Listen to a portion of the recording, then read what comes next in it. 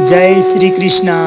हमेशा याद रखिए कि हमारे कर्मों का फल हमें उसी प्रकार ढूंढ लेता है जिस प्रकार एक खोया हुआ बछड़ा हजारों गायों में अपनी माँ को ढूंढ लेता है। नमस्कार दोस्तों, मैं आपका मित्र सावर चौधरी आपके अपने YouTube चैनल सांवरिया ऑफिशियल पर एक बार फिर से आपका हार्दिक स्वागत करता हूँ।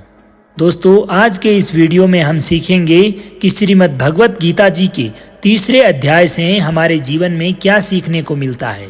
अध्याय 1 में हमने देखा कि किस तरह से धनुर्धर अर्जुन युद्ध भूमि में अपने रिश्तेदारों को देखकर हताश हो जाता है और युद्ध करने से मना कर देता है, और ऐसी अवस्था में वो रथ के पीछे जाकर बैठ जाता है। वहीं दूसरे अध्याय में भगवान श्री कृष्ण अर्जुन को समझाते हैं कि आपका धर्म ही आपको कहता है कि आप युद्ध क्षेत्र में उतरकर युद्ध करो। दूसरे अध्याय में भगवान श्री कृष्ण अर्जुन को 2 मार्ग बताते हैं, पहला निष्काम कर्म योग और दूसरा ज्ञान योग। इससे पहले कि आप श्रीमद् भगवत गीता जी के तीसरे अध्याय की शिक्षाओं में खो जाएं, अगर आप चैनल पर नए हैं तो चैनल को सब्सक्राइब कर बेल आइकन को जरूर दबाएं ताकि आगे आने वाले अध्यायों का पूरा ज्ञान आपको मिल सके। तो दोस्तों, अब श्रीमद् भगवत गीता जी के तीसरे अध्याय में हम 2 चीजों को जानेंगे जो आपको इस दुनिया में कुछ भी हासिल करके दे सकती है। इसमें हम यह भी जानेंगे कि हम क्या हैं और हम अपने मन को अपने काबू में करके अपनी सभी बुरी आदतों को किस प्रकार से त्याग सकते हैं तथा अपनी मनचाही मंजिल को कैसे प्राप्त कर सकते हैं। तो चलिए विस्तार से जानते हैं श्रीमद् भगवत गीता जी के तीसरे अध्याय से मिलने वाली सीख और शिक्षाओं के बारे में। श्रीमद् भगवत गीता अध्याय 3 कर्म योग। तीसरे अध्याय की शुरुआत होती है जब धनुर्धर अर्जुन अपनी दुविधाओं का समाधान प्राप्त करने के लिए भगवान श्री कृष्ण से प्रश्न करते हैं। अर्जुन कहते हैं कि हे जनार्दन, यदि आप बुद्धि को क्रम से श्रेष्ठ मानते हैं तो फिर आप मुझे इस भीषण युद्ध में भाग लेने के लिए क्यों कहते हैं। आपके अनेक अर्थों वाले उपदेशों से मेरी बुद्धि भ्रमित हो गई है।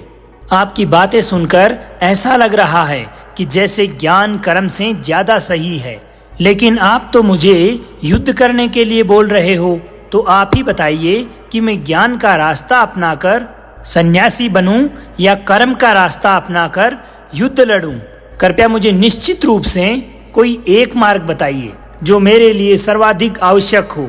ये सुनकर भगवान श्री कृष्ण अर्जुन से कहते हैं कि हे अर्जुन, इस संसार में मैंने खुद ही तुम्हें 2 तरह के योग बताए हैं। योग का मतलब है ऐसा मार्ग जिससे हम अपना ही जीवन सफल बना सकते हैं। उनमें से एक है ज्ञान योग और दूसरा कर्म योग। और दोनों ही रास्तों की मैं बात करूं दोस्तों, तो कर्म आवश्यक है। कर्म तो हमें हर हालत में करना ही होगा। भगवान श्री कृष्ण कहते हैं, न कर्मणा मनारंभा निष्कर्मण्ये पुरुषोष्णुते न च संन्यासनादेव सिद्धिम समधिगच्छति। अर्थात ना तो कोई अपने कर्म से वंचित रहकर कर्म फल से मुक्ति पा सकता है और ना केवल शारीरिक संन्यास लेकर ज्ञान में सिद्धावस्था को प्राप्त कर सकता है। इसलिए भगवान श्री कृष्ण कहते हैं कि अब तुझे चाहे ज्ञान योग अच्छा लगे या कर्म योग, दोनों ही माध्यमों में कर्म तो करना ही पड़ेगा। कुछ लोगों को लगता है कि हम तो कर्म कर ही नहीं रहे, हम तो निष्कर्मी हो गए हैं, और कुछ लोगों को लगता है कि हम तो ज्ञान योग के रास्ते पर चलते हैं, इसलिए हमें तो सब कुछ मालूम है। तो चाहे ज्ञान योग हो चाहे निष्काम कर्म योग, इसे भगवान श्री कृष्ण बिल्कुल स्पष्ट करते हैं ताकि किसी भी मनुष्य के दिमाग में कोई भी प्रकार की भ्रांति अथवा संदेह न रहे कि ज्ञान मार्ग में भी आपको निष्काम कर्म करते रहना है और निष्काम कर्म मार्ग में भी आपको कर्म करना है। भगवान श्री कृष्ण कहते हैं कि यदि कोई व्यक्ति ऐसा कहता है कि वह तो अहम ब्रह्मास्मि हो चुका है बिना कोई कर्म करे ही, तो वह मनुष्य सिर्फ और सिर्फ दंभी है, अहंकारी है, वह झूठ बोल रहा है। भगवान कहते हैं कि कोई भी मनुष्य एक क्षण के लिए भी अकर्मा नहीं रह सकता। अर्थात प्रति क्षण हर मनुष्य कोई न कोई कर्म करता ही रहता है। हर समय वह कार्यरत तो अवश्य होता है।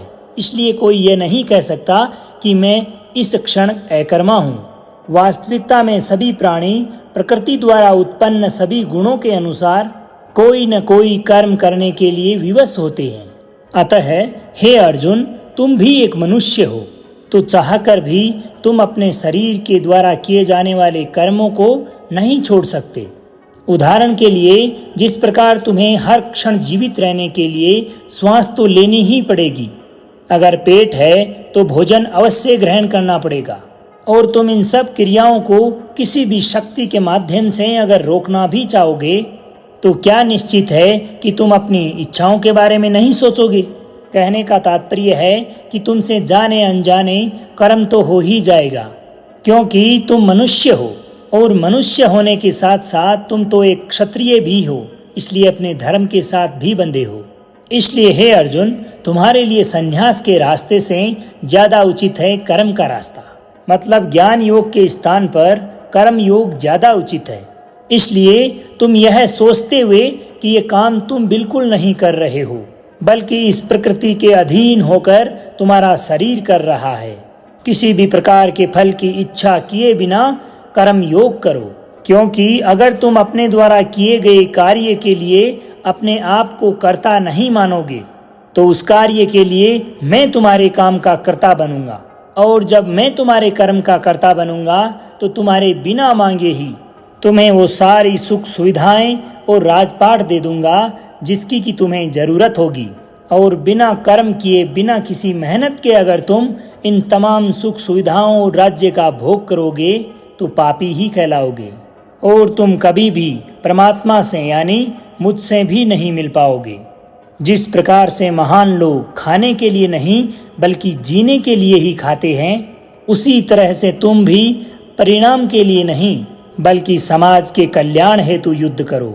आगे श्री कृष्ण कहते हैं कि हे अर्जुन, तुम मनुष्यों में सबसे महान हो, इसलिए जैसा तुम करोगे ऐसा ही तुम्हारी संतान या आने वाली दुनिया भी करेगी, क्योंकि इस दुनिया का यही प्रचलन रहता आया है कि प्रत्येक व्यक्ति कालांतर में हुए महान व्यक्तियों के चरित्र का अनुसरण करता है।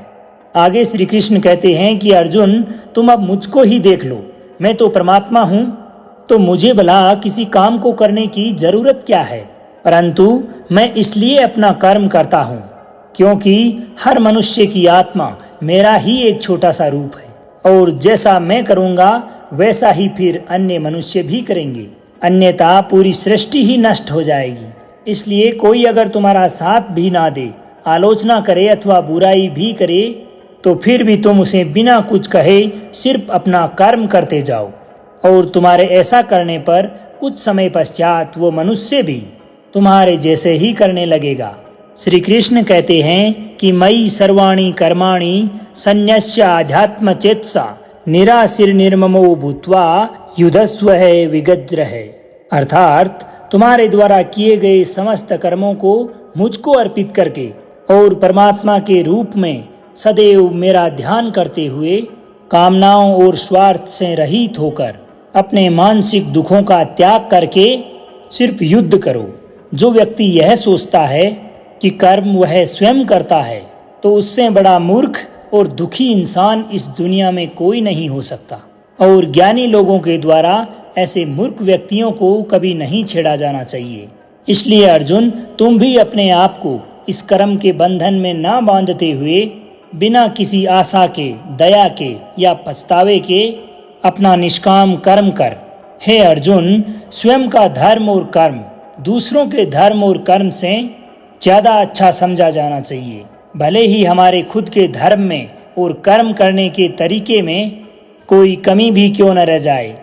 इस पर अर्जुन श्री कृष्ण भगवान से पूछते हैं कि हे माधव, जब हर व्यक्ति परमात्मा का ही अंश है तो उससे गलतियां क्यों होती है और वह बुरे काम क्यों करता है? तो भगवान श्री कृष्ण बताते हैं कि हे अर्जुन, मनुष्य का शरीर भोग विलास करना चाहता है, क्योंकि मनुष्य की प्रकृति ही वैसी ही है। इसलिए अगर उसकी इच्छा पूरी नहीं होती तो उसको आता है क्रोध, और जिस तरह धुएं की वजह से जलती हुई आग नहीं दिखाई देती, उसी की भांति काम और क्रोध के धुएं में मनुष्य को उसका धर्म, कर्म और परमात्मा भी दिखाई नहीं देता, और इसी वजह से क्रोध और कामना के वश में आकर मनुष्य अपने इंद्रियों और मन पर नियंत्रण खो देता है और ना चाहते हुए भी बुरे काम और गलतियां कर बैठता है। हे अर्जुन, तू हमेशा याद रखना कि इस शरीर से ज्यादा शक्तिशाली इसकी इंद्रियां हैं और इंद्रियों से ज्यादा शक्तिशाली है हमारा मन। मन से शक्तिशाली है बुद्धि और बुद्धि से ज्यादा शक्तिशाली हो तुम यानी कि आत्मा। इसलिए हे अर्जुन, तुम अपनी आत्मा से अपनी बुद्धि को वश में कर। बुद्धि मन को वश में करेगी और मन इंद्रियों को वश में करेगा और इंद्रियां करेगी तुम्हारे शरीर को वश में, यानी तुम्हारे कर्मों को। दोस्तों, अगर हम भगवान श्री कृष्ण के द्वारा बताई गई बातों को आज के जमाने के हिसाब से समझें तो परिणाम दो ही तरीके से आते हैं, ज्ञान और कर्म, मतलब नॉलेज और एक्शन। लेकिन दोनों ही अलग अलग है और आज के ज़माने में हम इन दोनों चीज़ों को आपस में जोड़ करके देखेंगे। हमारे लिए ज्ञान भी उतना ही ज़रूरी है जितना कि कर्म। तो अब ज्ञान का मतलब ये नहीं है कि कोई विद्यार्थी परीक्षा को उत्तीर्ण करने के लिए या कक्षा में अव्वल आने के लिए मात्र अपने सिलेबस को रटता रहता है, बल्कि ज्ञान का असली मतलब यह है कि आप सर्वप्रथम यह जानो कि आपका लक्ष्य क्या है, टारगेट क्या है, आपकी क्षमता, आपकी योग्यता और आपकी कमजोरी क्या क्या है, और इन सब को मिलाकर आपके टारगेट को अचीव करने की, आपके लक्ष्य तक पहुंचने की आपकी योजना क्या है, आपने क्या प्लान किया है। यह है आपका नॉलेज यानी कि ज्ञान योग। इसके अलावा आपको एक और चीज़ जाननी चाहिए कि आप एक शरीर नहीं बल्कि आप एक आत्मा हो। आपकी आत्मा यानी आप स्वयं अपने विचारों, अपनी भावनाओं और अपने क्रियाकलापों से बहुत ऊपर हो। और आप यदि ऐसा सोचकर अपना कर्म करोगे तो मैं पूरे दावे के साथ कह सकता हूँ कि आप सभी परेशानियों से ऊपर उठ के अपने टारगेट तक पहुँच जाओगे। इसके पश्चात इसी अध्याय में एक दूसरा रास्ता बताया गया है, कर्म योग, यानी कि आपके द्वारा किया गया कार्य, आपके एक्शंस। कर्म के लिए परमात्मा ने ये बोला है कि हमें कभी यह नहीं सोचना चाहिए कि कोई भी कार्य जो किया जा रहा है उसके कर्ता हम हैं, यानी कि ये काम मैं कर रहा हूँ। ऐसी भावना कतई नहीं होनी चाहिए। और जब हम ऐसा सोचेंगे कि किसी कार्य के कर्ता हम नहीं है, हमारे द्वारा ये नहीं किया जा रहा, तब इसके दो फायदे होंगे। एक तो यह है कि आप अपनी मेहनत के परिणाम को लेकर चिंतित नहीं रहोगे और दूसरा यह है कि आप भावनात्मक रूप से स्थिर होकर अपना सर्वोत्तम प्रयास कर पाएंगे। इसके साथ साथ आपको कभी भी आपके बुरे अथवा अच्छे परिणाम के लिए अपने आप पर लेकर कभी दुख नहीं करना चाहिए, क्योंकि भगवान श्री कृष्ण के उपदेश के अनुसार मनुष्य को तो केवल और केवल अपना कर्म करने का अधिकार दिया गया है, उसके परिणामों का नहीं, ना ही उनके बारे में सोचने का।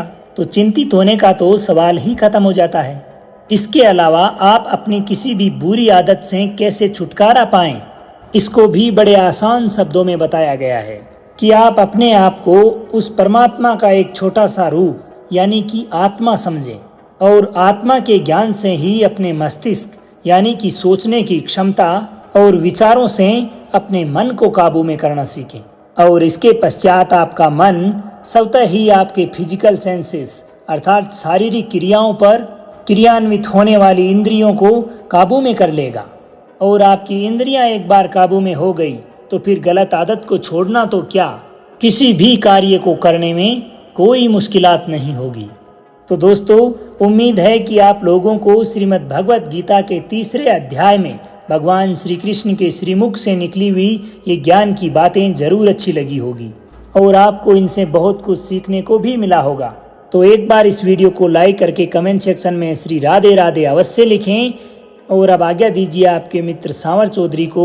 मिलते हैं श्रीमद् भगवत गीता के 4 अध्याय की ज्ञानवर्धक बातों के साथ। जब तक के लिए खुश रहिए, मुस्कुराते रहिए, अपने जीवन में आगे बढ़ते रहिए और प्रेम से बोलिए श्री राधे राधे।